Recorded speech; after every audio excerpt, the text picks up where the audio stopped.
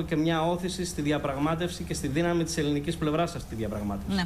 Λοιπόν, θα επανέλθουμε και θέλουμε να κάνω και άλλες ερωτήσεις στον κύριο Παπαγιαννίδη. Ας είμαστε όλοι έτσι μια παρέα στα παράθυρά μας. Λοιπόν, να περάσουμε λίγο στον κύριο Μανώλη Βορδώνη και να μας πείτε εσείς αν από την πλευρά σας βλέπετε ότι τώρα είναι η στιγμή να γυρίσουμε σελίδα, ότι φτάσαμε σε αυτή τη στιγμή. Αν έχετε αισιοδοξία, αν έχετε ελπίδα.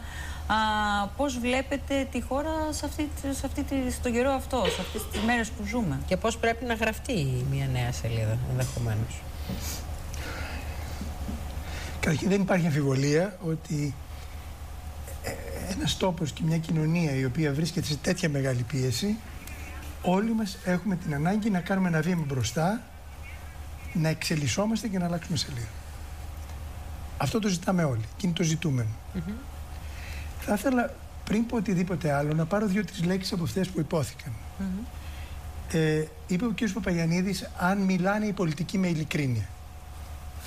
Εγώ θέλω να πω ότι δεν πιστεύω ότι κανένας Έλληνας ο οποίος έχει αποφασίσει να διαθέσει τον εαυτό του στην κοινωνία μιλάει χωρίς ειλικρίνεια. Πιστεύω ότι όλοι μιλάνε με ειλικρίνεια. Το θέμα που τους κάνει να μιλάνε διαφορετικά είναι ότι ο καθής έχει άλλη αντίληψη και προσλαμβάνει την πραγματικότητα με διαφορετικό τρόπο.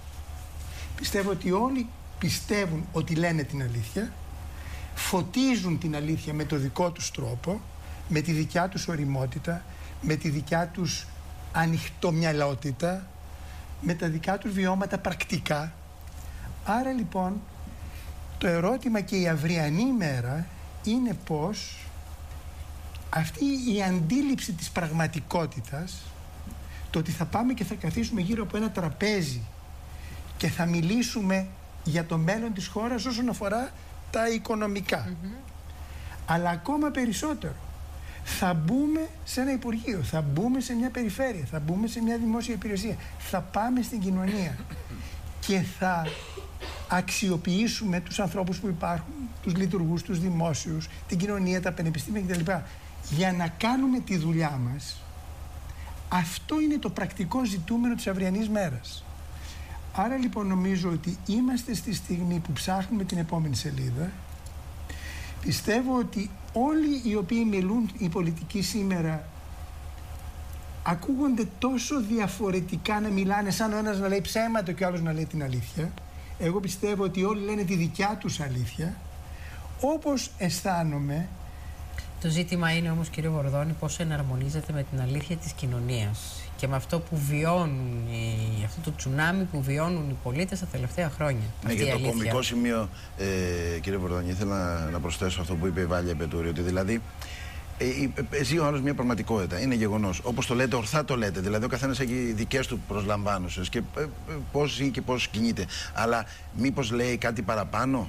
Εκεί είναι το θέμα τώρα. Δηλαδή, πράγματα που δεν μπορούν να γίνουν από τη μία ή από την άλλη πλευρά, από όλο το πολιτικό φάσμα. Ακόμα και από το πιο μικρό κόμμα και αυτό που δεν είναι στη Βουλή.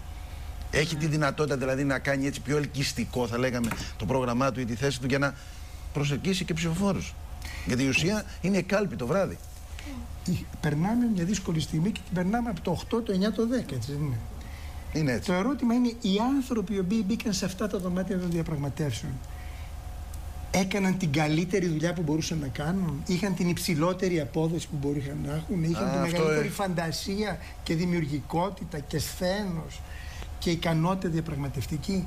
Άντε να βγάλουμε άκρη. Δύσκολο ερώτημα. Εγώ το μόνο που αισθάνομαι είναι ότι αυτοί οι άνθρωποι που δουλέψαν αυτά τα χρόνια δουλέψαν, ξενυχτήσαν και πασχίσαν με τη μεγαλύτερη δύναμη. Τώρα το τι κατάφεραν είναι άλλη ιστορία. Και σε μια τέτοια αντιπαράθεση έντονων οικονομικών διαφορών, πολλά πράγματα εξαρτώνται από τους χειρισμούς που θα γίνουν τη στιγμή, από τις προσωπικότητες που παρουσιάζουν τα θέματα, από την εμπειρία και την ευελιξία που έχουν. Άρα δεν έχει νόημα να κοιτάμε πίσω. Εγώ πιστεύω ότι όσοι δούλεψαν με το καλύτερο δυνατό σκοπό. Το θέμα είναι το αύριο. Πριν πω για το αύριο, θέλω να πω ότι όπως μιλήσαμε για την ειλικρίνεια, έτσι αισθάνομαι ότι και όλοι οι πολιτικοί αρχηγοί που αναφέρθηκαν στην δημοκρατία και την ελληνική δημοκρατία έχουν μέσα τους την αίσθηση της δημοκρατίας. θυμώνται τον Θεμιστοκλή, θυμώνται τον Θουκυδίδη, θυμώνται όλα αυτά. Θυμώνται τις ρίζες της χώρας μας. Το ερώτημα είναι, λειτουργεί η δημοκρατία σήμερα στην Ελλάδα? Δηλαδή, σε αυτό το προεδρικό μέγαρο που είναι κάτω από τη σκιά της Ακρόπολης και που είναι 800 μέτρα από την Πνίκα, όταν μπαίνουν οι πολιτικοί αρχηγοί στην χώρα της ελληνικής δημοκρατίας, που είναι η τέχνη της σύνθεσης, της συνέδρευσης, του διαλόγου, οι εκπρόσωποι του λαού, που έχουν πάει σαν εκπρόσωποι του λαού, σαν οι καλύτεροι, για να συνεννοηθούν. Συνεννοούνται? Ή πάνε και λένε, εγώ έχω κόκκινες γραμμές, εγώ έχω πράσινες γραμμές, εγώ δεν μπορώ, εγώ δεν μπαίνω. Εγώ πολλές φορές έχω συναισθανθεί αυτόν τον άνθρωπο, τον πρόεδρο της Δημοκρατίας, σαν άνθρωπος που μάζευε τους νέους και τους πιο όριμους πολιτικούς γύρω από ένα τραπέζι και πάσχιζε να τους βάλει να συνεννοηθούν. Και αυτοί δεν συνεννοιόντουσαν. Κύριε Βορδώνη, θα συνεχίσετε αμέσως μετά. Είχαμε τον Ιάσονα τον Ταυλά τόση ώρα και μας περίμενε υπομονετικά για να βγει, αλλά έπρεπε να ολοκληρώσουμε. Είμαστε έτοιμοι να συνδεθούμε τώρα. Λοιπόν, πάμε λοιπόν.